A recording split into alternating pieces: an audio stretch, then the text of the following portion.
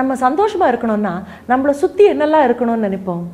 TV, fridge, car, bike, washing machine, AC, inverter, laptop, இதெல்லாம் இருக்குன்னு நினைப்போம். இப்படி தான் நான் நினைப்பேன், இப்படி தான் நீங்களும் நினைக்கிறீங்க, இப்படி தான் எல்லோரும் நினைப்பாங்க. ஆனால் இதெல்லாம் தற்காலிகமான சந்தோஷம் தாங்க. அப்போ நிரந்தரமான ஒரு சந்தோஷம் இருக்கு. அது என்ன? இதெல்லாம் வைக்கிறதுக்கு ஒரு இடம் வேணாமாங்க? இடம்னா வீடு. வீடுன்னா வாடகை வீடா இல்லை லீஸ்க்கா? சொந்தமான ஒரு வீடு. சொந்தமான வீட்டில் இருந்தோம்னா நமக்கு நிரந்தரமான சந்தோஷம் கிடைக்கும்.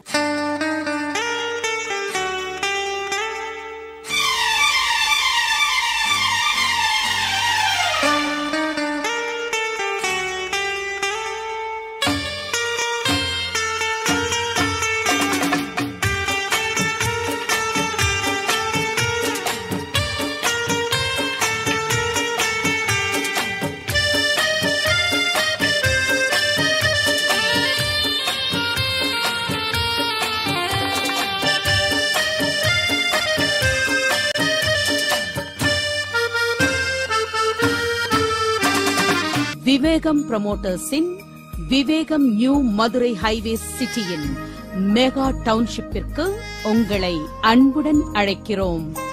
வீடு வாங்கணும்னு நினைக்கிறோம், இல்லை வீட்டை கட்டுறதுக்கு ஒரு இடம் வாங்கணும்னு நினைக்கிறோம். இப்பெல்லாம் வாங்குற மாதிரி அங்கே இருக்கு. முன்னாலெல்லாம் குதிரை விலை, யானை விலைன்னு சொல்லுவாங்க. இப்போ அதெல்லாம் தாண்டி போய் உலக விலை ஆயிடுச்சு. மதுரையில் இருக்கிற கள்ளிக்குடின்ற இடத்துல 2000 ஏக்கர் கொண்ட ஒரு இடத்துல ஒரு மெகா ப்ராஜெக்டை 25வது ப்ராஜெக்டா ஸ்டார்ட் பண்ணியிருக்காங்க.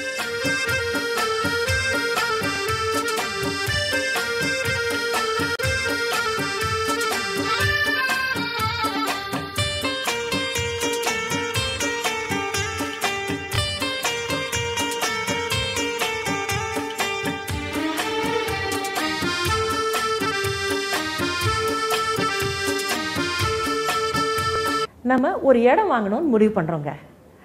அது விலையும் கம்மியாக இருக்கணும், அதே சமயம் நல்லாவும் இருக்கணும்.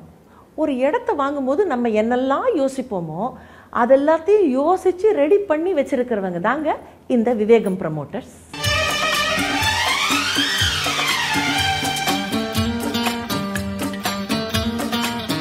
ஒரு முக்கியமான விஷயங்க, இந்த காலகட்டத்தில் எந்த ரியல் எஸ்டேட்டுக்காரர்களுமே செய்யாததை ஒன்று விவேகம் ப்ரமோட்டர்ஸ் செஞ்சுருக்காங்க. நூற்றுக்கணக்கான அசோசியேட்ஸை கொண்ட விவேகம் ப்ரமோட்டர்ஸுடைய ஹெட் ஆஃபீஸு சென்னையில் அண்ணா நகரில் இருக்குது. மதுரையிலையும் அவங்க பிரான்ச் ஆஃபீஸ் அண்ணா நகர்ன்ற ஏரியாவில் இருக்குது.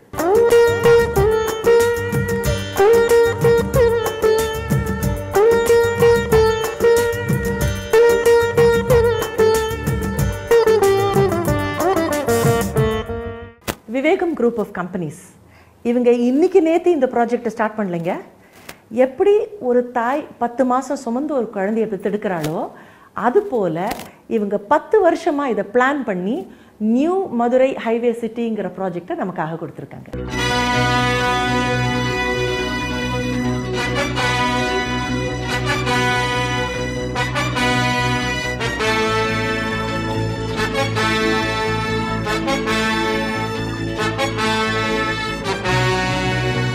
மதுரையில் இருக்கிற கள்ளிக்குடின்ற இடத்துல நம்ம Vivegam group of companies 2000 acre கொண்ட ஒரு மெகா டவுன்ஷிப்பை நியூ மதுரை ஹைவே சிட்டின்னு ஸ்டார்ட் பண்ணியிருக்காங்க.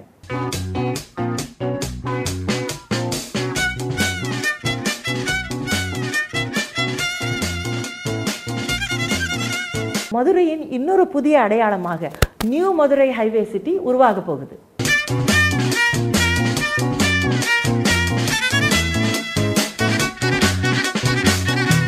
Madurai bus stand, railway station, airport, இங்கிருந்து நம்ம மனைக்கு வர்றதுக்கு 30 நிமிஷத்துக்குள்ளே வந்துடலாம். நம்ம நியூ மதுரை ஹைவே சிட்டியிலிருந்து தூத்துக்குடி துறைமுகத்துக்கு வெறும் 90 கிலோமீட்டர் டிஸ்டன்ஸ் தாங்க.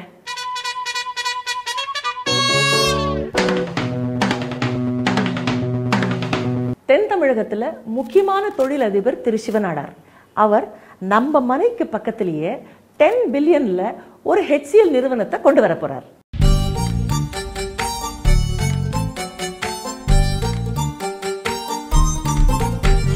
விவேகம் ப்ரொமோட்டர்ஸோட மேனேஜிங் டைரக்டர் மிஸ்டர் செண்பகமூர்த்தியை பற்றி சொல்லணுன்னா 30 இயர்ஸ் வந்து மார்க்கெட்டிங் ஃபீல்டில் எக்ஸ்பீரியன்ஸ் இருக்குது அவருக்கு.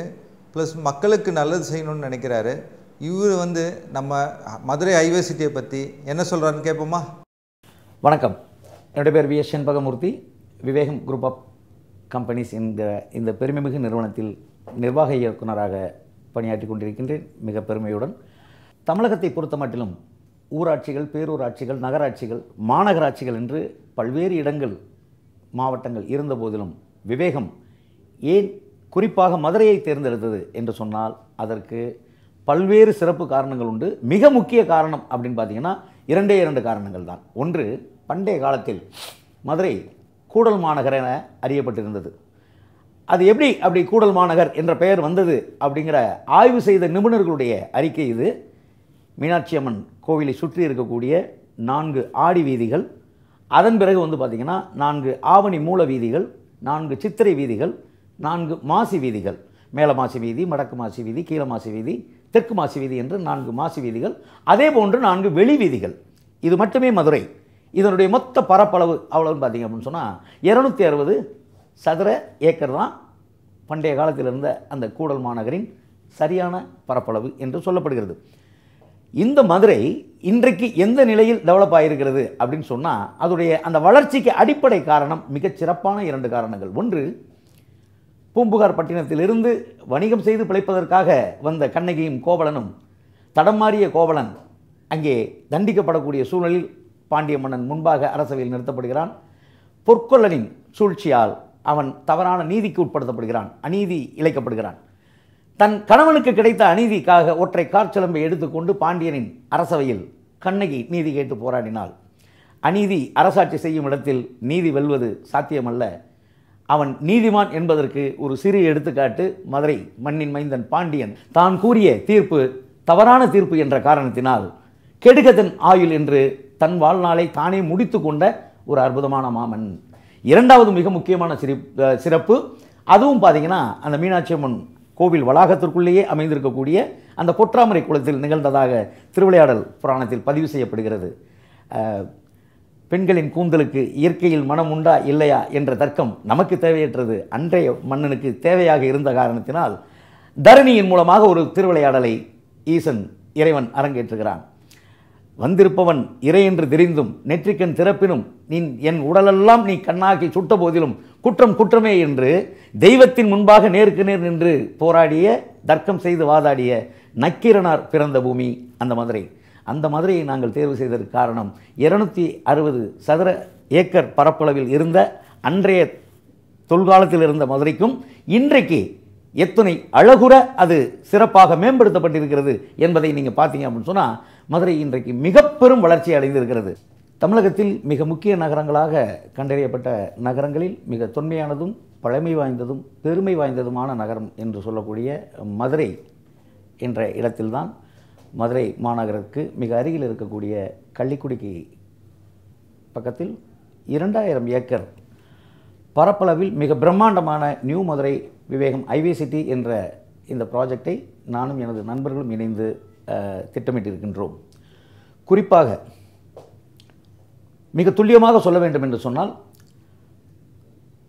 மதுரை ஜங்ஷன் என்று அழைக்கப்படக்கூடிய மதுரை ரயில்வே நிலையத்திலிருந்து மிக சரியாக 40 கிலோமீட்டர் தொலைவில் நம்முடைய இடம் அமைந்திருக்கிறது.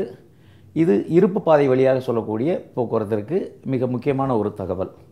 கூடுதலாக மிக சரியாக 28 கிலோமீட்டர் தூரத்தில் மதுரை சர்வதேச விமான நிலையம் அமைந்திருப்பது கூடுதல் சிறப்பாகும். அது மட்டுமல்ல, மதுரை மைய பேருந்து நிலையம், மதுரை மாட்டுத்தாவணி பேருந்து நிலையம், மதுரை ஆரப்பாளையம் பேருந்து நிலையம், மதுரை பழங்கானத்தம் பேருந்து நிலையம் என்று போக்குவரத்திற்கு மிக மிக மிக ஏதுவாக இலகுவாக அமைந்திருக்கக்கூடிய இடத்தில் நம்முடைய மெகா டவுன்ஷிப் என்று சொல்லக்கூடிய சேட்டலைட் டவுன்ஷிப் அமைந்திருப்பது கூடுதல் சிறப்பாகும்.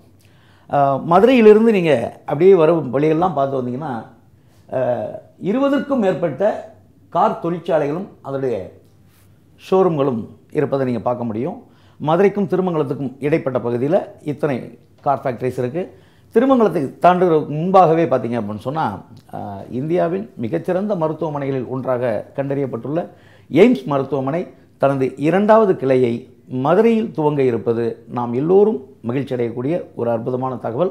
அதற்கான லேண்ட் அக்விசிஷன் முடித்து இன்றைக்கு வந்து பார்த்திங்க அப்படின்னு சொன்னால் அந்த மருத்துவமனையுடைய கட்டிடப் பணிகள் துவங்கி இருப்பது மதுரை மாவட்டத்து மக்கள் மட்டுமல்ல, மதுரையை சுற்றி இருக்கக்கூடிய 18 மாவட்டங்களை சேர்ந்த மக்கள் இதன் மூலமாக பயனுறுவார்கள் என்பது நிபுணர்களின் கணிப்பு. 1400 ஏக்கர் பரப்பளவில் மாநில அரசின் தொழில் பூங்கா என்று சொல்லக்கூடிய இண்டஸ்ட்ரியல் பார்க் அமையவிருப்பது மேலும் சிறப்புக்கு சிறப்பு சேர்க்கக்கூடிய ஒரு அம்சமாகும்.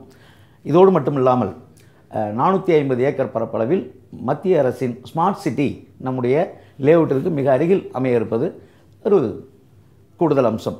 அது மட்டுமல்ல நண்பர்களே, நம்முடைய 2000 ஏக்கர் பரப்பளவில் நாம் திட்டமிட்டிருக்கக்கூடிய இந்த மெகா டவுன்ஷிப்பில் சுற்றளவு மட்டுமே 15 கிலோமீட்டர். இந்த 15 கிலோமீட்டரும் எப்படி அமைந்துள்ளது அப்படின்னு பார்த்தீங்க அப்படின்னு சொன்னால், ஒருபுறம் நம்முடைய லேஅவுட்டிற்கு வலதுபுறமாக NH7 என்று சொல்லக்கூடிய காஷ்மீர் துவங்கி கன்னியாகுமரியில் முடியக்கூடிய தேசிய நெடுஞ்சாலை, அங்கிருந்து மிக துல்லியமாக வந்து பார்த்திங்கன்னா 2 கிலோமீட்டர் தூரம் தான் நம்முடைய லேஅவுட் அமைந்திருப்பது சிறப்பினும் சிறப்பு, மிகச்சிறப்பு.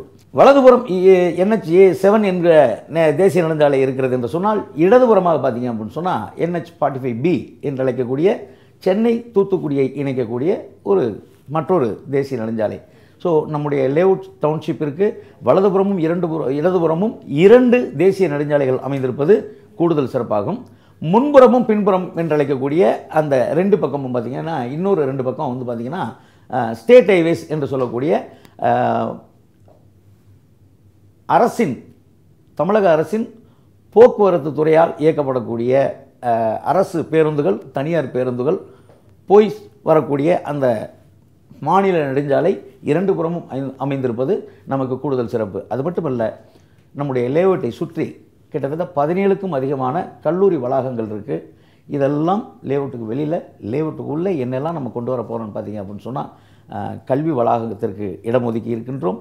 குறிப்பாக சொல்ல வேண்டுமென்றால், அரசு உயர்நிலைப் பள்ளிக்கூடத்திற்கு 3 ஏக்கர் 80 சென்ட் என்ற இடத்தை அங்கே இருக்கக்கூடிய அந்த கிராமத்து மாணவிகளின் எதிர்காலத்தை மனதில் கொண்டு ₹1 கூட அவர்களிடம் வசூலிக்காமல் நம்முடைய லேஅவுட்டிற்குள்ளேயே அரசு உயர்நிலைப் பள்ளி கட்டுவதற்கு ஏறத்தாழ 4 ஏக்கர் பக்கமாக 3 ஏக்கர் 80 சென்ட் இடத்தை நாம் இலவசமாக அவர்களுக்கு வழங்கி இருப்பது நம்முடைய விவேகத்திற்கு கிடைத்திருக்கக்கூடிய ஒரு அற்புதமான வாய்ப்பாகத்தான் நாங்கள் கண்டுகிறோம்.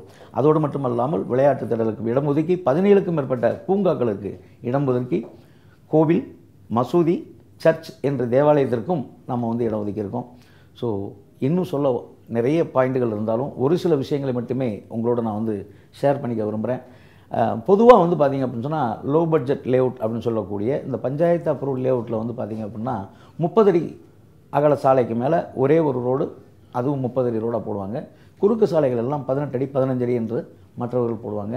இந்தியாவில் முதல் முறையாக ஒரு லோ பட்ஜெட் லேஅவுட்டில் 91 அடி சாலை, ஒரு மிக பிரம்மாண்டமான குறுக்கு நெடுக்காக போகக்கூடிய 5.5 கிலோமீட்டர் தூரத்திற்கு 91 அடி சாலை என்பது இந்தியாவில் வேறு எங்கும் கேட்டறியப்படாத ஒரு அற்புதமான விஷயம். அதோடு மட்டுமல்ல நண்பர்களே, அனைத்து இணைப்பு சாலைகள் சொல்லக்கூடிய ஜங்ஷன் ரோட்ஸ் எல்லாமே 40 அடி சாலைகள், 30 அடி சாலைகள். ஒரு கிரவுண்டுக்கும் நம்ம வந்து ஒரு கட் ரோடு அப்படின்னு சொல்லக்கூடிய குறுக்கு சாலைன்னு சொல்லி 23 அடி நம்ம பிரிச்சிருக்கோம். இது எல்லாவற்றையும் விட மிக முக்கியமான ஹைலைட்ஸ், அங்கே மற்றவர்கள் நமக்கு முன்பும் பின்பும் இடமும் வளமும் நிறைய நண்பர்கள் அங்கே லேஅவுட் பண்ணிட்டு இருக்காங்க. இந்த வசதிகள் எதுவுமே இல்லாமல் அவங்க 2 வருடத்துக்கு முன்னாடி என்ன விலை விற்று சென்றார்களோ அந்த விலையோடு நாம் ஒப்பிடும்போது 50% தள்ளுபடி விலையிலும் 100% குவாலிட்டியாகவும் கொடுப்பது தான் விவேகத்தின் உச்சகட்ட மாண்பு மரபு. வணக்கம். இந்தியாவிலே மிக சுத்தமான காற்றை சுவாசிக்கிறவங்க மதுரை ஜனங்கன்னு நான் சொல்லுங்க, உலக சுகாதார மையம் சொல்லியிருக்காங்க. அந்த மதுரைக்கு பக்கத்தில் தான் Vivegam promoters new Madurai highway city கொண்டு வந்திருக்காங்க.